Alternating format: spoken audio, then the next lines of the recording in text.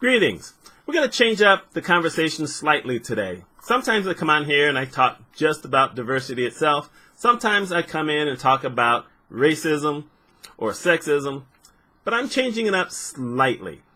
The title basically says Bigot versus Bigoted. And I thought we should talk about this for a little bit because they are different terms, even though they may include a bit of the thing that we talk about with racism, and it's all a part of diversity. So let's talk about what a bigot is. Bigots are basically people who either through their actions or through things they say hate people who are different than them. It's beyond just race. They may hate old people. They may hate people who are overweight or people who are thin. They may hate rich people. They may hate poor people. They may hate the disabled. That's a bigot. They talk about it all the time. And if their friends are around them, if they have friends, and they probably do, they're saying these things. And then they forget they're not around their friends, and they say it in front of someone else, and someone else says, "Oh my God, you're a blank." But they don't usually use the term bigot. But they're bigots. They say this stuff, they actually believe this stuff, and they live this stuff. And, okay, they're horrible people. I'm just going to say it out loud. They're horrible people. But then we get to bigoted. And since I mainly talk about leadership on this channel, let's talk about bigoted. Bigoted basically says that now your actions in a leadership position are bigoted.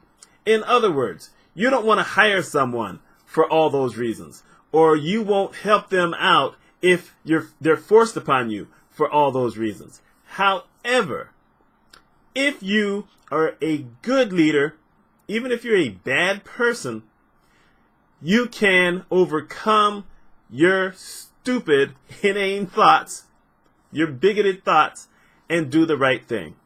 For instance, you get someone who works for you who's gay. You may not like that, but you can treat that person like you treat any other employee. You can be fair to that person. You can treat them as equals. You can go into a meeting with them. You don't have to exhibit any of that bigoted mess by showing that the job is the job and you will keep your personal animus towards anybody out of it. You might get someone who's disabled, and maybe you're one of those people who just can't stand being around disabled people, but now someone works for you, and maybe they have a cane, or maybe they're in a wheelchair, maybe they're blind, maybe they're deaf, but you treat them fair. You treat them as equals at work. You do all that kind of stuff. You know what? You can be a good leader. You can't be a great leader because great leaders are not bigots at all. But you can be a good leader and treat everyone fair and give everyone the exact same opportunity as, everyone just gets the same opportunity. I think there's an important distinction to make here because people who can find a way not to be a jerk or a bigot at work at least exhibit some kind of foresight into realizing that they don't have full control over what happens in the workplace unless they're the owner of the place, and they make sure they never hire anyone like that, which is another story entirely. But, when I like to talk about leadership, I'm talking about like company culture. You work for a big company, you work for a hospital, do you work for, any kind of big business, international or national, whatever, but you're in the United States.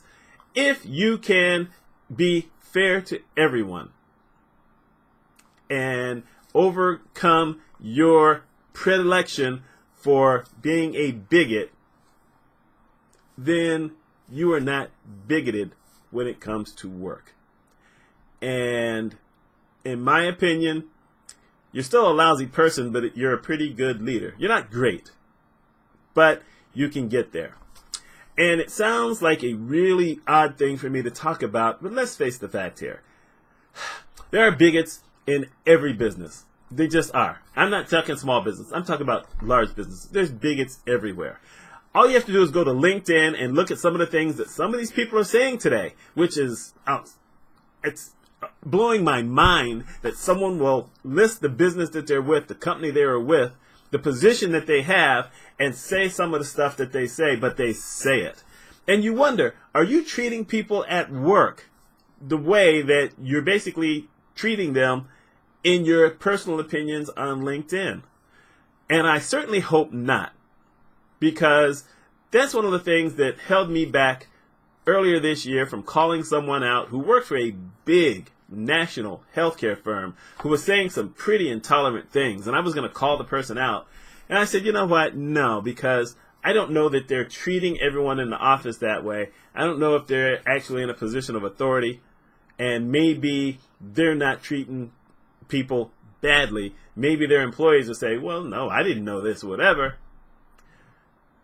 But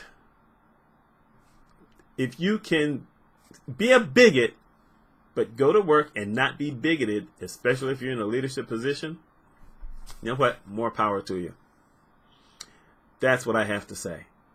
Now, I hope you get over being the bigot, but, you know, sometimes you have to go for the best you can get in the situation. That's what I have to say today. My name is Mitch Mitchell. If you like stuff like this, if you don't like it, but you want to argue and you want to see more of it, like the video, subscribe to it, click that bell so you're notified whenever I do another video. They're not always this hard-hitting. Trust me.